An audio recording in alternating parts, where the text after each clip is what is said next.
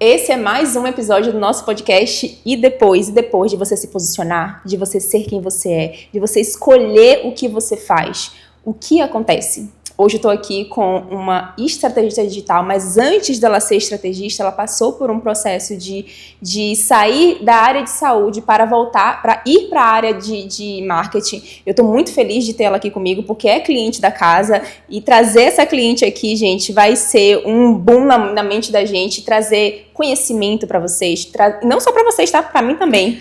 E entender realmente o que acontece na prática, na hora do marketing. Mas antes da gente falar de marketing, a gente vai conhecer um pouquinho mais dela. Isa, muito obrigada! Eu que agradeço pelo convite, Carol. Maravilhoso. Cara, assim, é muita coisa pra falar, porque eu gosto muito de falar. Eu amo falar. Minha profissão pede isso, né? Então, assim, relembrar o passado pra mim é muito bom. E dá aquele negócio assim, poxa, tudo passou e tudo correu bem. Me conte então, pelo amor de Deus, como foi isso? Porque assim, você sair da área de saúde pra vir pra área do marketing, eu me lembro que você comentou comigo que foi na época da pandemia, mas como foi que isso aconteceu pra você? Cara, o que acontece? Eu sempre fui o tipo de pessoa que eu planejei muito minha vida. Então, eu vou sair da escola, eu vou entrar na faculdade, eu vou me formar, e depois que eu me formar, eu vou fazer isso. Então, assim, eu planejei minha vida bem certinha e saiu tudo ao contrário. Não só ao contrário, mas nada do que eu planejei aconteceu. O que acontece? Eu, na época do terceiro ano, não sabia o que eu queria fazer, minhas amigas já tinham tudo bem definido e ficou faltando eu ficava assim, gente, o que eu vou fazer? Aí, primeiro eu queria fazer direito, porque eu assistia a série de direito, achava um luxo aquilo ali, todo mundo ganhava dinheiro, eu falei assim, isso que eu quero. É isso aí que eu vou fazer, é próspero, é bonito. Uhum. Olhei e chegou teste vocacional, aquela coisa, olhei a grade, não quis e não queria estudar aquela coisa. E aí minha mãe trabalhou em farmácia durante 20 anos, né? Então tem um ciclo familiar aí, né? Tem um ciclo familiar, a parte da família de minha mãe tem farmácia também, pra gente na área, se formou. E aí minha mãe falou assim, olha, faz farmácia, vai ser mais fácil de você conseguir um emprego, você sempre foi muito estudiosa, faça. E se você quiser depois seguir, ir pro direito, ter um escritório e afins e tal, você vai, mas assim, você já vai ter ali o emprego na área. Foi com quantos anos que você iniciou na faculdade? Com 18. Então foi nova. Eu acho que foi por isso que sua mãe deve ter dito assim, dá tempo, minha filha? Dá tempo.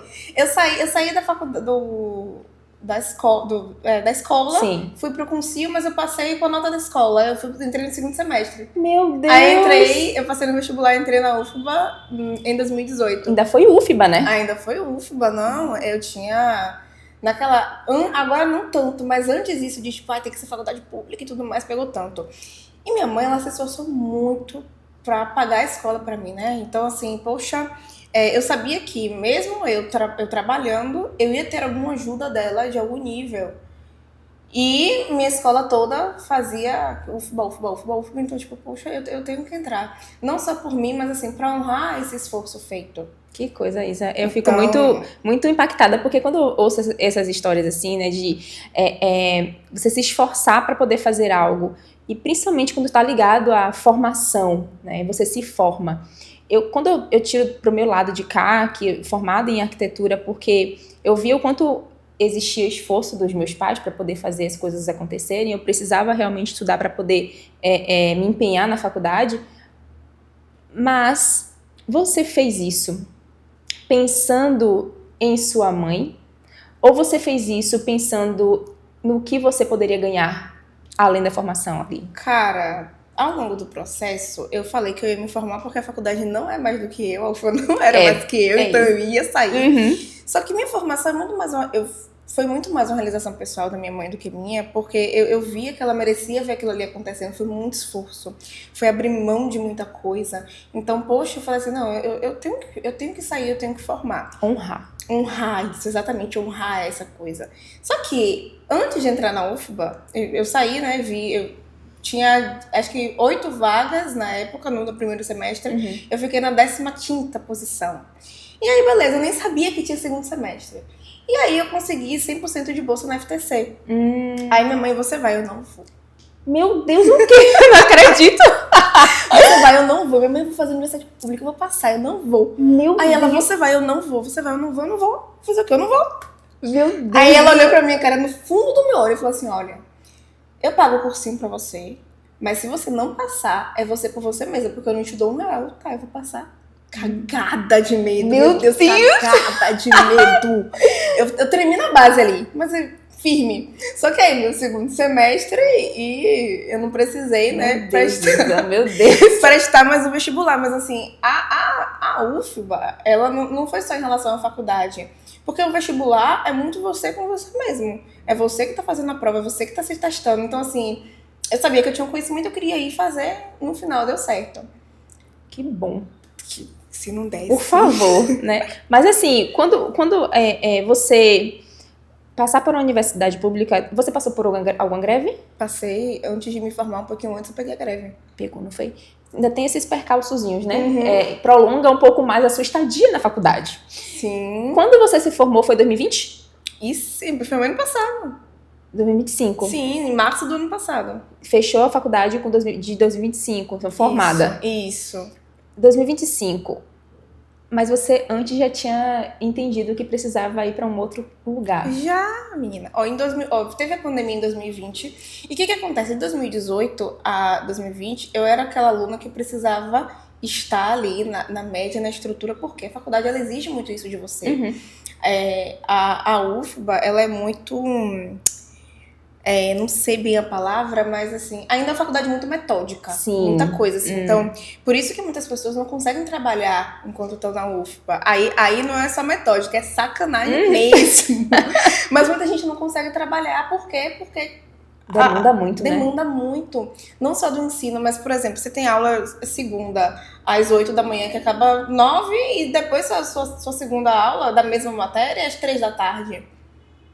Teórica e prática. É um babado muito louco. Então, assim, é muito complicado. É muito complicado. Uma pessoa que trabalha se mantendo nessa estrutura. Eu tive bolsa de iniciação científica, minha mãe ainda me ajudava, só que eu fui aquela aluna de nota.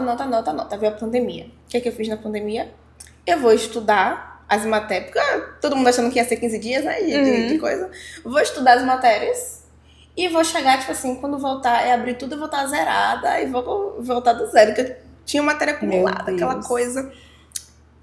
E aí, não voltou. E aquele tempo ocioso. A bolsa da faculdade antes era R$400. Então eu tava com R$400 em casa parado, achando que eu tinha muito dinheiro. Meu eu era Deus, rica. riquíssima. Riquíssima, eu tinha R$400. Eu não tinha nada pra pagar, eu tinha R$400. Ai. Então eu comecei assim, eu comprei curso, porque na época eu queria fazer residência. Péssima ideia. Eu queria fazer residência. Meu Deus, Isa. Eu queria fazer residência e comprei, tipo, livros. Tá com o meu noivo que faz, né, hoje, tá na faculdade, finalizando. Dei tudo pra ele. Porque depois não teve valia nenhuma.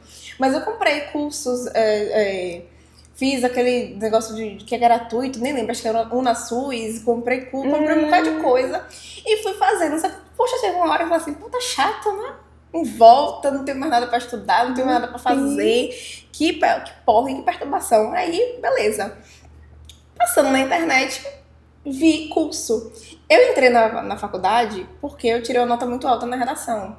Na redação, eu tirei 920, o que bateu as outras, e eu sempre gostei muito de escrita.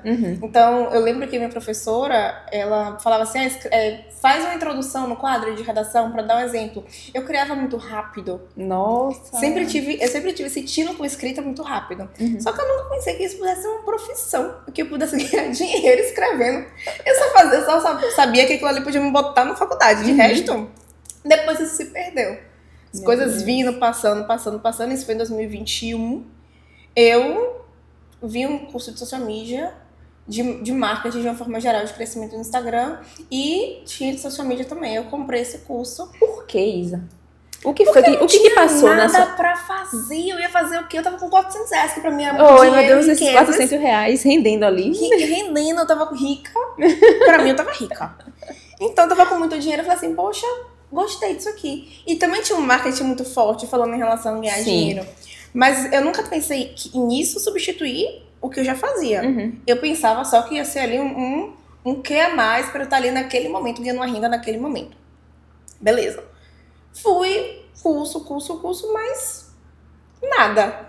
Teve também a época do marketing digital, aquela coisa toda. E aí também eu tava em casa e vendia muita coisa. Eu vendia produto de cabelo. Eu vendia... Ai, como é o nome daquilo que a gente... Balança. Meu Deus. Balança. Aí tinha balança. Minha tia tinha uma balança. Ó, tia, toma o link da balança. Balança. Comprava balança. Minha tia precisava se coisar o cabelo precisava crescer. Tinha, na época que tava aquela boom daquelas gominhas, vendia na plataforma. Aí eu me cadastrava, mandava o link pra minha tia. Pra ganhar o dinheiro. Meu Deus, Isa. Infoprodutora desde nova ali. Desde nova, no sangue. Meu Deus. Aí eu fiz suporte também de quem comprava os cursos, né, pra vender esses infoprodutos, eu dava ali suporte. Trabalhei como suporte um tempo. Mas aí, isso já na faculdade, as coisas já tinham normalizado. Então já tava mais ou menos, só que o que acontece? Eu ainda era uma estudante muito dura, eu não poderia trabalhar, eu ganhava R$400. Então, na época do suporte, se R$400 pra mim era muito dinheiro, imagine quanto era 1.200, que era o que eu ganhava na época. Tava riquíssima, eu tava próspera ali. Próspera, muito próspera. Então, assim, era bastante coisa, eu fazia bastante coisa, mas eu aprendi muita coisa também. Quando eu comecei a ver o que era o mercado de social media e entender muito por alto, eu ficava assim, cara, e agora? O que eu faço? Eu vou, não vou e tudo mais. Eu comprei o curso, comecei a fazer, só que eu não trabalhava com ninguém, eu queria entrar numa agência. Eu não tinha visão de empreendedorismo, então porque na minha cabeça eu nunca ia conseguir viver a perturbação que é empreender. Então eu queria ser social media estando numa agência. Beleza. Mandei currículo para todo tipo que é lugar. Mandava currículo com os cursos que eu já fiz. Então, mandava no Instagram, mandava por e-mail, mandava no LinkedIn, mandava em tudo quanto é lugar. Só que aí, eu tive a brilhante ideia de, poxa, ninguém tá me respondendo. Eu vou ver os líderes de cada agência e vou entrar em contato. Diretamente com eles. Diretamente com ele. Não tô me respondendo, não consegue nem me dar uma negativa. Meu Deus. Vai me responder. Agora vai. Aí eu mandei mensagem pra muita gente. Mandou mensagem, não me respondeu. E eu cadenciada de mensagem. Meu Deus, que coisa é essa, Isa? E aí teve um cara que me respondeu, nunca vou esquecer dele, embora eu não lembre o nome dele, eu tenho lembrança. Ele falou, olha, que bom que você tá com vontade de fazer e tudo mais, mas dificilmente uma agência vai te aceitar. Porque você tá com um currículo de farmácia, então quando a gente recebe, a gente pensa até que é um engano que manda, porque tava ali cursando farmácia e tudo mais, da faculdade, principalmente por eu ser da UFB, então não encaixa, né? Não se encaixa. Não vai encaixar ali. E aí ele falou assim, ó, dificilmente isso vai acontecer, até porque pra você ter um estágio aqui, que seria um estágio, você precisa estar cursando publicidade, jornalismo, alguma coisa que tenha a ver, não farmácia, né? Meu Deus. Aí ele falou assim, te desejo boa sorte, mas a empresa, a gente não consegue te abranger e te ajudar nesse momento. E eu era tão desesperada que eu falava assim, gente, não precisa me pagar, não. Eu só quero... eu não queria receber, não. Eu queria ter a vivência de trabalhar com aquilo ali. Porque eu entendia, e isso eu sempre tive comigo. Eu tô trabalhando nesse momento sem receber, não vai ser o resto da minha vida. Isso. Mas eu preciso entender como é que funcionam as coisas, senão eu nunca vou conseguir construir nada meu. A gente leva isso pra todos os âmbitos da vida, né? Tudo da vida, não tem o que fazer. Então, eu sempre tive essa clareza, desde daquela época. Só que aí, meu personal, que é meu personal até hoje, né? Sempre fui um vereador na academia, falava com todo mundo. E, embora eu seja muito comunicativa, eu não sou de chegar e tá falando com todo mundo. Mas eu aprendi a ser. E aí teve uma menina... dura. Tem que ser. Tem que ser. Aí teve a menina que ela falou assim, você trabalha como social media, né? Ué. Tô precisando de uma social media. E na época foi pra uma agência que atendia profissionais só da área de saúde. Então eu falei, poxa, esse currículo vai servir aqui. E aí, tipo assim, me preparei tudo mais, me vendi e fui contratada. Por essa agência. E aí eu trabalhei nessa agência que eu trabalhei, eu conheci um amigo que também tinha uma agência, agências pequenas assim, sim, que também tinha uma agência que foi de fato quem virou meu sócio. Só que eu aceitei trabalhar nessa agência e trabalhei em duas ao mesmo tempo, na dele, nessa, e tava na faculdade de farmácia. Você trabalhava com o que especificamente lá dentro? Eu fazia os conteúdos. Então, assim, eu gerenciava, acho que era mais de 13 clientes. É mesmo? Era, mais de 13 clientes. E estudando ao mesmo tempo. E estudando farmácia ao mesmo tempo. Era loucura. Como foi? O que é que eu sempre pergunto aqui para cliente é relacionado à mentalidade, porque a gente sabe quão difícil é você mesclar duas coisas completamente diferentes ao mesmo tempo. Como é que funcionava a sua cabeça nessa época? Você lembra como era você ter que ter esses dois momentos, o momento de Isa estudante Sim. e o momento de Isa como social media? Como era pra você esse momento? Cara, eu sabia que eu ia ter que abrir mão de alguma coisa.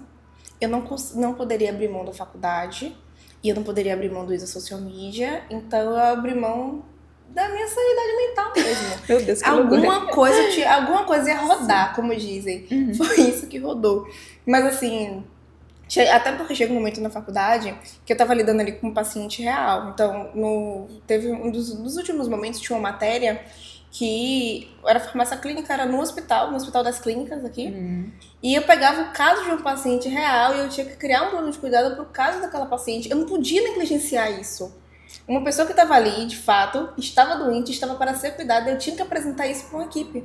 Então não era uma coisa que eu podia me dar, deixa eu aqui fazer de qualquer jeito e mandar o ChatGPT. Não, poxa, eu tinha que pesquisar. Então eu não podia negligenciar. Agora sim, eu não me preocupava em sempre tirar a maior nota, aquela coisa como era antes. Eu tinha que entender, aprender, fazer uma prova passar, era o meu objetivo. Mas esse processo, né, até de trabalhar nas duas agências, antes eu tinha uma mentalidade muito negativa com tudo. Mesmo as coisas acontecendo, parece que nada era bom o suficiente, porque não era onde eu queria estar, onde eu queria chegar, o que eu queria, né? Teve uma conversa que eu tive com minha psicóloga, até porque, como eu tive essa questão de farmácia, as coisas eram mais difíceis. Teve uma conversa que eu tive com a psicóloga que eu nunca vou esquecer, né? Eu tinha uma menina que estudou comigo, e a gente estudava em um colégio de bairro e tudo mais. Sabe quando você vê o Instagram de uma pessoa que você não vê há muito tempo, aí você vê, tipo, a vida dela deu um boom? Eu sabia que a família dela empreendia e a família dela prosperou muito. Papo assim, de dinheiro mesmo. A viagem internacional que foi aí ali. Eles prosperaram muito. E ela foi pra estudar não sei se você já ouviu falar, SPM. Já vou falar. Uma das melhores, assim, você tá nos bastidores de um dos maiores nomes do mercado. E ela tava estudando lá, e aquilo ali, eu nunca fui sentir inveja de ninguém, mas tipo, cara, vai demorar tanto pra eu chegar, ai, será que eu fiz uma escolha errada? Vai ser muito mais difícil pra mim, tudo mais. O senso de comparação é muito grande. Um senso de comparação horrível mesmo. Me senti o cocô do cavalo do bandido, foi péssimo. Aí entrei na terapia já com o muro das lamentações toda. Exato.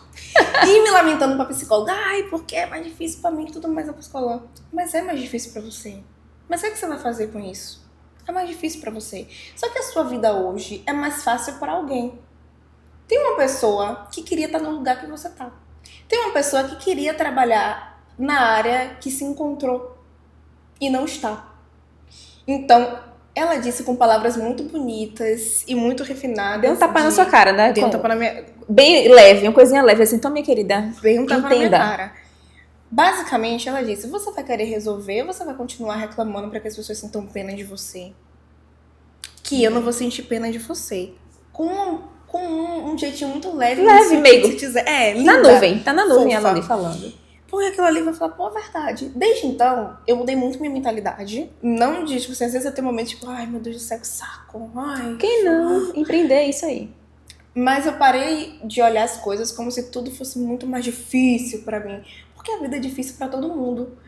Provavelmente até pra essa menina que teve uma oportunidade tão boa de estar numa das melhores escolas de marketing do Brasil. Tem momentos de dificuldade pra ela. Tem momentos que ela se sente inferior a algo ou a alguém. Exatamente. Então a vida é difícil pra todo mundo. Viver, e eu vejo o quanto isso é impactante. Por isso que eu falo sobre mentalidade, e mentalidade é um dos pontos mais importantes aqui desse podcast. Não apenas falar da história, mas entender o que se passou mesmo na sua cabeça, sabe? Para que a sua história, o que você passou, possa realmente também servir como meu Deus, ela passou por isso, é algo parecido com o que eu tô passando, sabe? E elas se espelharem no que está sendo falado aqui. E muito obrigada por ter partilhado isso, porque eu sei que é uma fragilidade, foi uma fragilidade pra você. Foi muito. Mas foi punk, né? Foi realmente uma situação que provavelmente naquela época você achou, meu Deus, é isso aqui pra mim. E você não imaginou quem Isa estaria sendo hoje, nessa época, né? Então, quando a gente fala sobre esse processo, né, do que realmente passou a sua mentalidade, você acabou comentando aí sobre uma sociedade que você fez. Sim. Essa sociedade, ela não existe mais. Mas eu queria saber como foi esse processo de você sair da agência para poder se tornar sócia de uma pessoa. Como é que foi para você isso? A sociedade, ela veio por uma falta de mentalidade. Porque se eu acreditasse que eu consigo gerir o que eu faço hoje sozinha, eu não teria entrado na sociedade. E isso não foi sobre a pessoa que estava comigo, porque foi uma pessoa ótima. Uma pessoa, a gente tem pensamentos diferentes sobre negócio, sobre estrutura de empresa, mas nada em relação ao pessoal. Só que quando eu fui fazer uma sociedade, também numa imaturidade muito grande, eu não tinha noção do que era uma sociedade, então que hoje eu não faria. Não tinha clareza. Só que foi por eu acreditar que talvez eu não desse conta de fazer aquilo ali sozinha, de gerir algo sozinha. E entrei nessa sociedade, aprendi muito também. Então, hoje, muitas coisas que eu faço foi com os erros que eu aprendi no passado, mas foi por conta de não acreditar. Poxa, será que eu consigo dar conta de tanta coisa sozinha? De fazer tanta coisa sozinha, de gerir, de fazer com que as pessoas respeitem o meu posicionamento, que isso vai muito além de marketing em si, mas de liderança, de gestão.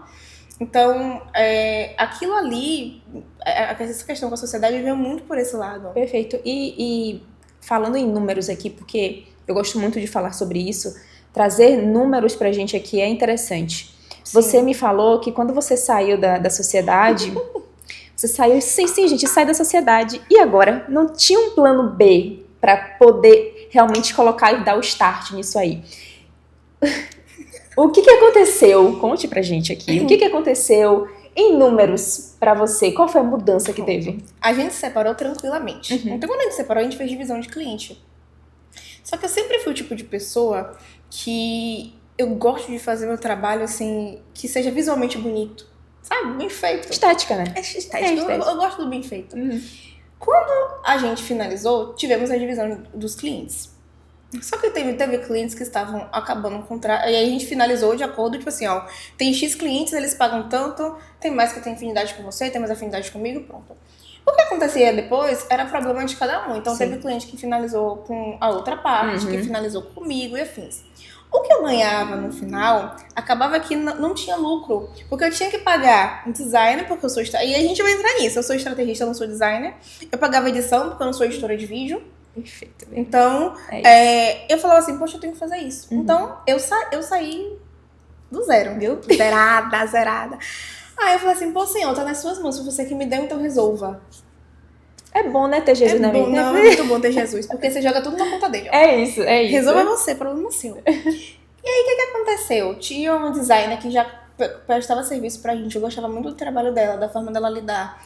E eu deleguei pra ela. Tinha uma menina que, na edição de vídeo, que foi de outro local que eu trabalhei, em São Paulo, uma agência que era de São Paulo. Conheci ela.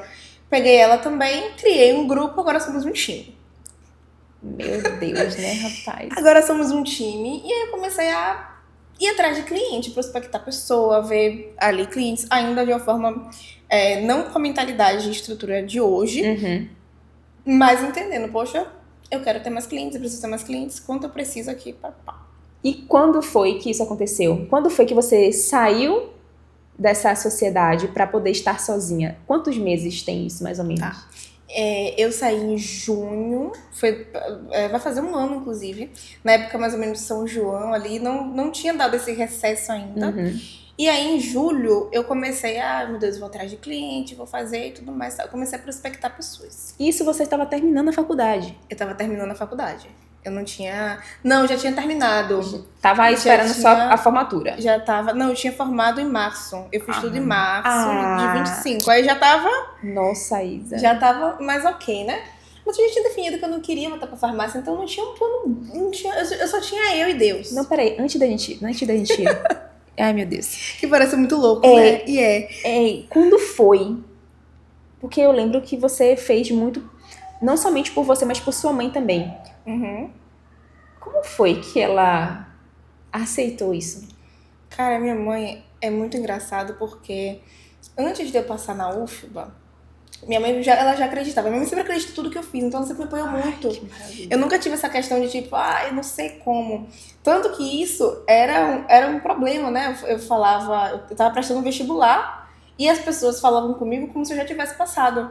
Porque minha mãe falava que eu passei. Meu Deus! Eu não tô acreditando mesmo. Você. acreditando demais. Meu Imagina se eu Deus. não passasse um riacho. E aí eu lembro até quando eu recebi a aprovação, né? Eu vi. Muito com o pé atrás, sempre eu falei assim, mãe, passei tudo mais, deu tudo certo, mas não conta pra ninguém ainda não, porque deixa eu fazer a matrícula primeiro, tá tudo certo, assinar lá os documentos com a faculdade, e aí, né, a gente vê direitinho, aí a gente conta. Desliguei o telefone, não deu 2 minutos, tem uma foto minha no grupo da família, com a minha madrinha falando, vai passar na UF, vai, e aquele conezinho assim. Meu Deus! Foi. Mas minha mãe sempre acreditou muito em mim. E ter a base ali, né? É muito bom, é muito importante, porque eu sei que eu tenho uma responsabilidade. Poxa, olha a credibilidade que estão me dando. Isso. Tem essa responsabilidade, mas eu ainda acho melhor do que você ser desacreditado. Então, o fato de você ser desacreditado às vezes é muito doloroso, né? Então, por isso, graças a Deus, eu não passei.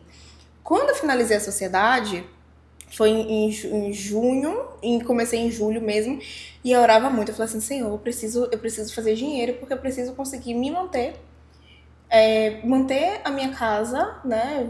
Minha mãe sempre trabalhou, mas assim, eu assumi uma responsabilidade também. Na verdade, eu sempre tive na minha cabeça que, poxa, eu sou uma moradora da casa, vou ter mais de 20 anos, eu já me formei, não tem condição da minha mãe bancar a casa toda. É muita falta de vergonha na cara. Sim. Vá trabalhar em alguma coisa. Tem que fazer Eu uma também coisa. pensava assim. Sem condição nenhuma. Hoje, graças a Deus, né, minha mãe tá para se aposentar. A casa, os custos vêm, posso dizer que 80% do trabalho que eu faço. Só que na época isso não podia acontecer. E aí eu tinha saído e eu comecei a prospectar cliente e as coisas começaram a crescer. Isso foi em julho. Quando deu novembro, eu bati os 18 mil. Então foi de 0 a 18 mil de julho a novembro. Meu Deus! Nessa linha. Nem eu acreditei que isso aconteceu. Eu peguei um trabalho muito bom de um lançamento também de uma cliente, que é farmacêutica, mas é infoprodutora. Meu Deus! E aí a gente fez um trabalho muito massa e, assim, foi um pico muito grande de coisa acontecendo. Muita coisa aconteceu também, então um crescimento rápido demais também me trouxe muito dor de cabeça. Hoje, né, eu tenho metas maiores, só que assim, eu quero construir essas metas cadencialmente. Não, tipo assim, 3 meses, 4 meses, senão eu acho que eu vou simplesmente surtar. E surta mesmo, né? Porque lidar com o marketing, né? Porque a gente não tá lidando somente ali com pessoas, com seus clientes. A gente lida com o marketing em si. Porque além de... E eu já trago aqui o peixe literalmente voltado para o meu trabalho. Além de você fazer pelos seus clientes, você tinha que fazer por você. Então você começou a investir na sua imagem. Sim. Como foi para você investir na sua imagem e falando assim, poxa, eu faço tanto pelos meus clientes porque você vivia nos bastidores. Você vivia por trás das câmeras, por trás dos lançamentos, por trás do marketing de um cliente. Por trás de tudo. Como é que foi pra você? Qual foi o start que você falou assim, gente, eu preciso mudar isso aqui? Como foi depois de você ter aceitado? Uma cliente desgraçada. Tudo bem, gente, é tudo bem. Tinha que ter alguma coisa ruim pra acontecer. Alguma coisa. Foi uma experiência tão ruim, mas tão ruim, que eu cheguei e falei assim, eu nunca mais vou ter uma pessoa assim trabalhando comigo. E eu não vou ter uma pessoa assim porque eu vou me posicionar a ponto de só atrair quem seja qualificado. Depois disso, nunca mais eu negociei nada. Então, assim, hoje em dia, eu ainda ralo um pouquinho para postar, para criar linha editorial. Tem coisa da minha estrutura de negócio que eu dou mais prioridade, ainda querendo ou não. Mas nunca mais eu aceitei low profile ser low profile por conta disso. Querendo ou não, o posicionamento ele é uma escolha. A gente escolhe. Então, eu não me dou luxo de reclamar. Porque eu tô escolhendo. Não, você não postar, você tá escolhendo algo. Você tá escolhendo passar por algo. Seja isso bom ou ruim. Vai dar trabalho você ser bem posicionado, mas como dá trabalho você não ser. Exatamente. Aí você escolhe qual é o trabalho que você quer ter. Então, quando eu passei por uma experiência muito ruim, eu sempre tive clientes excepcionais. Até hoje, as pessoas que estão comigo assim, amanhã eu vou pro casamento de um cliente, Olha que de 2 clientes. Cara, eu vou chorar que não uma criança. Então, eu sempre gostei muito de estar próxima das pessoas, mas quando eu tive essa única experiência, eu falei assim, poxa, vai ser só essa. E se eu pegar um cliente que seja perturbado da cabeça no futuro, eu vou estar ganhando muito bem, então pelo menos ali vou fazer terapia todo dia. Saindo, e na verdade, o que acontece? A gente aprende muito com os nossos erros, porque um cliente que entra na nossa empresa é um cliente que você ainda não conhece ele por completo, Sim. Não é? Mas ele solta ali algumas coisinhas, tipo assim, olha, vou dar um pouquinho de trabalho, você que não tá vendo, né? Então algumas faíscas ali de fumaça ali saindo, você realmente tentando entender o que realmente esse cliente ele vai trazer de bom para minha empresa. Eu tenho um estúdio e eu fico assim muito feliz e grata ao Senhor, porque eu tenho clientes que eu vejo que querem crescer, que querem evoluir, né? E quando vem para mim, cara, eu preciso me posicionar. Carol, eu preciso de uma... Então, eu vejo a necessidade dessas clientes. E é bom fazer parte disso, né? É bom demais. E o que eu falo, né? Você viveu essa experiência, sabe do que eu tô falando. Literalmente me entregar para essa marca. E quando a gente lida com o posicionamento de um profissional dentro do digital, é muito impactante pra gente, Isa. Você vê o resultado daquilo ali acontecendo, sabe? Ver o resultado daquele cliente, ver o quanto ele cresceu. E por escolha dele... Não é? Por escolha do que ele realmente era necessário para ele. Você, poxa, realmente valeu a pena. Valeu a pena eu, Carol, ter trabalhado bastante nessa marca. Valeu a pena Isa ter trabalhado bastante nessa marca. Como para você, que eu sempre trago uma pergunta sobre o que a gente está conversando, como foi... qual foi o sentimento dos 18 mil? Cara, eu não consegui sentir. Porque eu tava com tanta coisa que eu não consegui viver aquilo. E eu acho que é muitas vezes o que acontece no mercado, né? Se eu olhasse pra pessoa que começou lá atrás e falasse, pô, você vai fazer 18 mil, eu acho que eu chorava. Só que assim, eu naturalizei aquilo ali, poxa, 18 mil. 20. Aconteceu, galera. É meu trabalho. É isso aí. Só que coisa. não é assim, né? Isso não é algo bom. A gente tem que aprender, cara, os 5 mil é comemorável, os 6 é comemorável, os 10 é comemorável, os 15. E assim, no momento que eu tava num processo de tão entregue ali, eu não consegui viver isso da forma que eu deveria ter vivido e ter comemorado essa conquista. Eu sempre tive quem comemorasse essas conquistas por mim, meu noivo mesmo vibra, espirrou, ei, que fofa! É tipo isso. Mas assim, eu não vibrei exatamente essa conquista, mas hoje não, hoje eu consigo ter uma clareza maior, eu defini muito mais coisas em relação à empresa, em relação ao negócio, o que eu vou entregar para o meu cliente, o que é que o meu cliente precisa e principalmente quem é o meu cliente. É isso. Porque eu faço muito isso com os clientes que entram aqui. A primeira pergunta que eu faço é, o que é um público qualificado para você? E aí a grande maioria das pessoas respondem, um público qualificado é aquele que compra. Massa, para todos nós. Mas assim, existe um processo muito longo antes da pessoa vir comprar, né? Tem toda uma trajetória antes da pessoa vir comprar. Então, eu passei a definir o que é um público qualificado para o meu cliente e enxergar isso, ter um olhar dentro do meu negócio também. Porque eu acho que, inclusive, uma frase muito interessante que você, inclusive, me trouxe na nossa reunião de alinhamento do ensaio foi que, Carol, não tem marketing perfeito que bata em um bom atendimento. Porque você tem um atendimento dentro, né? O seu comercial está muito bem alinhado, massa, com o marketing perfeito, mas se o marketing não está alinhado com o comercial, não tem venda. Exatamente. Não é? Então, quando o comercial ele não é bom, mas o produto é bom, está sendo divulgado, como é que isso vai ser vendido para essas pessoas? Né? Porque a função do marketing é gerar demanda. Gera demanda e a pessoa não sabe converter. Eu faço o quê? Não tem o que fazer. Ainda para mim, o pior cenário é quando o produto é ruim. Quando o produto é ruim, eu posso fazer malabarismos.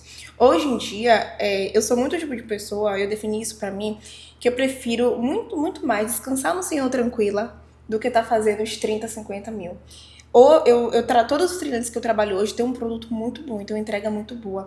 E quando a gente já trabalhou em vários locais, a gente consegue ver o que é um produto bom e o que é um produto ruim. Você discerne. Você pode querer se enganar, mas você discerne. Se eu faço uma reunião com uma pessoa e eu vejo que ela não tem um produto bom, eu prefiro não trabalhar com ela por 2 motivos. Primeiro, eu tô dando murro em ponta de faca, como diz minha mãe. Então, assim, a pessoa ela pode até converter, mas aquela pessoa ela não vai ficar com ela. Consequentemente, aquela empresa não vai crescer e vai ter uma reputação ruim no mercado.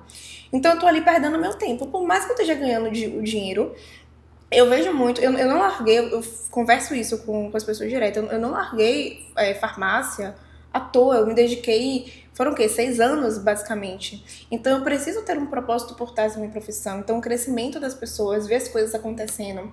Porque quando você pega uma empresa, a gente precisa ter noção que essa empresa contrata pessoas, que essas pessoas têm família, que essa pessoa que tá ali, que é o dono da empresa, também tem uma família, que tem sonhos, que tem aspirações, que se dedicou muito para algo. Então, assim... É uma engenharia muito grande por trás. Pra eu simplesmente, não venha vender o seu produto de merda e eu vou fazer um marketing que vai ser bombado pra isso. Não faço. E que bom que você tem esse entendimento.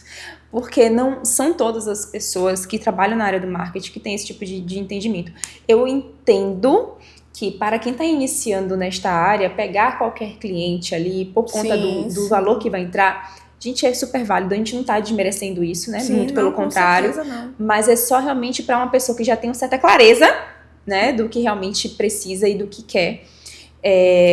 O que você realmente quer almejar. Isa, dentro dessa área do marketing, quais são as maiores deficiências das pessoas que te procuram?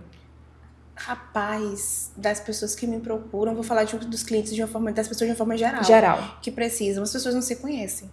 As pessoas querem ser autênticas sem se conhecer. E isso não existe. E social media não resolve isso. Eu queria muito resolver, eu tava rica. Poxa, se eu conseguisse resolver esse problema, tava eu e você agora numa viagem. É verdade, né? Ai, que maravilha. Mas não existe autenticidade se você não sabe quem você é. Então as pessoas focam tanto no trabalho, em ser boas no trabalho, e olhar pra cara do possível cliente e falar assim, olha como eu sou bom, olha como eu entrego, olha meu resultado. E esquecem de se diferenciar na personalidade. Perfeito. Então não tem personalidade, você não tem clareza de quem você é, dos seus valores, e isso não no trabalho, pessoal. Você olhar pra dentro de você e falar, poxa, o que é que eu acredito? O que é que eu não gosto? Quais são os meus valores pessoais? O que é que eu abomino como pessoa? As pessoas não têm clareza disso. E querem se diferenciar no mercado e querem crescer, mas crescimento baseado em quê? Aí as pessoas não sabem. E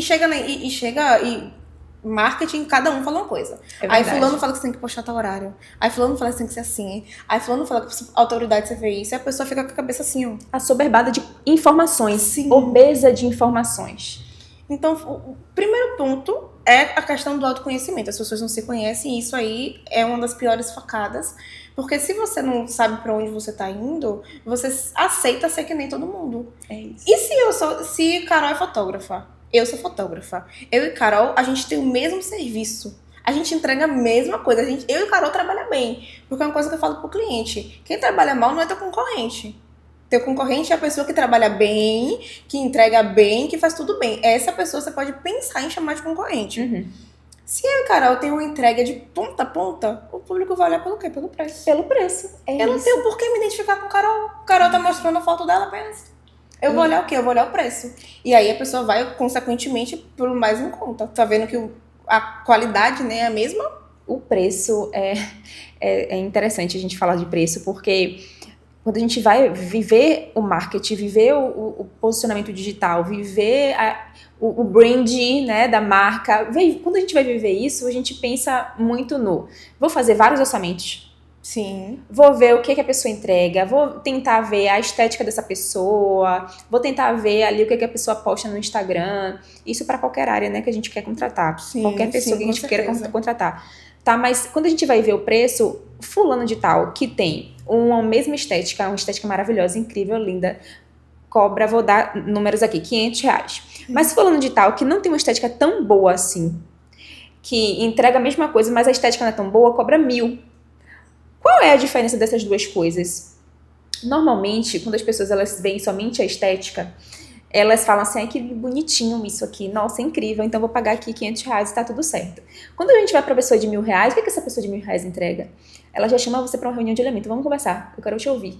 Então, é parar pra entender o por detrás. Por isso que eu falo dos bastidores. Você viveu muito nos bastidores, mas você sabe o que você aprendeu nos bastidores. Talvez essa pessoa viva nos bastidores, que não tem uma estética ainda tão incrível, tão maravilhosa, mas sabe o que tá fazendo. Sim. Talvez esse valor que ele cobre, né, seja realmente aquele valor ideal, porque ele sabe o que ele faz, ele sabe o que ele entrega e a diferença que ele dá no mercado.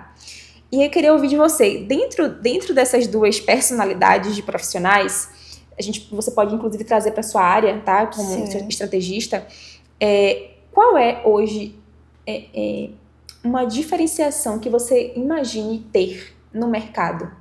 O que diferencia você do outro estrategista? Eu mimetizo o meu cliente. Basicamente. Eu lembro até hoje, né, de uma cliente que eu tava criando uma narrativa de história. Eu tava criando aquela narrativa, aí o marido dela pegou e comentou, ai amor, que não sei o que é isso e aquilo. Aí o marido comentou, aí depois ela me contando, né, ela disse, amor, você sabe que é uma pessoa que tá no meu história, né, que não sou. Nossa! Sabe que é uma pessoa. Então, é de fato mimetizar o cliente. Por quê? Quando eu faço uma reunião com o cliente, né, a pessoa fala assim, Isa, vai sair post amanhã? Não. E depois também não. E depois também não. Preciso te conhecer, não sei quem você é. Ah, mas eu sou nutricionista, eu faço isso. Eu sou médica, eu faço isso. Lindo, um beijo. Mas vamos saber quem é a pessoa? Então, um dos meus processos que eu não abro mão eu tenho uma reunião com você que vai durar no mínimo 1 hora. E aí eu vou ver quem você era na infância, o que você gosta, qual é a sua comida favorita, qual é o seu filme favorito. São perguntas, assim, muito aleatórias. Porque se eu crio um conteúdo, eu vou saber que fulano, a comida favorita de fulano, o doce favorito é um brigadeiro. Então eu consigo fazer uma analogia com aquela personalidade dela. E aí eu consigo associar isso com o que ela trabalha e retenho essa audiência. Porque se ela tá conversando, a gente tem que pensar no offline também. Se eu tô aqui conversando e atendendo Carol, eu sendo aquele profissional, você gosta de brigadeiro, eu também, minha comida preferida. Ela nem vai lembrar do conteúdo, provavelmente. Nem vai saber nem o que é. Mas ela vai sustentar aquilo ali porque é quem ela é. Perfeito. É isso que eu preciso fazer. Incrível. Então, assim, hoje, escrevo copy muito bem. Tenho esse domínio de escrita, né? Sempre tive. Mas consegui olhar pro cliente e falar assim, poxa, eu preciso saber quem é essa pessoa. Então, uma cliente, eu trabalho com 2 nutricionistas, um exemplo. Uma nutricionista, ela tem uma linha mais direta.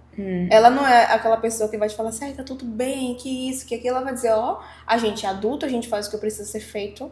Eu faço o que precisa ser feito mesmo sem gostar. Então a gente vai fazer pra conseguir esse objetivo, mas eu vou estar junto com você. Vai estar nós duas, assim, de mão dada, reclamando. A gente não gosta, mas a gente tá indo, a gente vai estar reclamando. A outra não, a outra é aquela pessoa que ela vai acordar, vai se expor ao sol durante um tempo, e ela vai meditar, e ela vai fazer yoga. 2 nutricionistas, 2 saúde da mulher, não casam o mesmo conteúdo, são totalmente diferentes. Então, assim, o conteúdo da outra Nutri tem que ser mais direto porque ela é mais direta. O conteúdo dessa aqui, ela pode ser um pouco mais acolhedor, eu posso desenvolver mais umas coisas, porque é o tipo de público que está alinhado. Vai vir a mesma mulher, que vai ter um problema de saúde da mulher, mas vai se identificar com perfis diferentes, porque são pessoas diferentes. Então, não existe eu criar conteúdo sem cruzar essas informações. É uma loucura. Ou seja, escuta.